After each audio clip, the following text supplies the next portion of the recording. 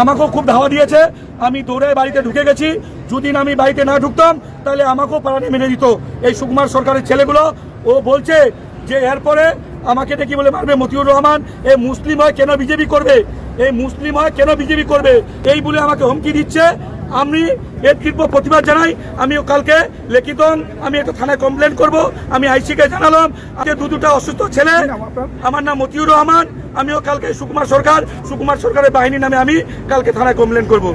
তারপরে 2 মিনিট পরে খবর পেলাম যে বিপ্লব দাকে নাকি সুকুমার সরকার তার ছেলে এবং তার সঙ্গভঙ্গ কিছু গুন্ডা মস্তান তাকে স্কুটি থেকে নামায় নিয়ে তাকে বেধড়ক চাকু দিয়ে ওর হাত ছিঁড়ে দিয়েছে, মাথা কেটে দিয়েছে এবং লোহার রড চাকু দিয়ে তাকে প্রচণ্ডভাবে আঘাত করা হয়েছে।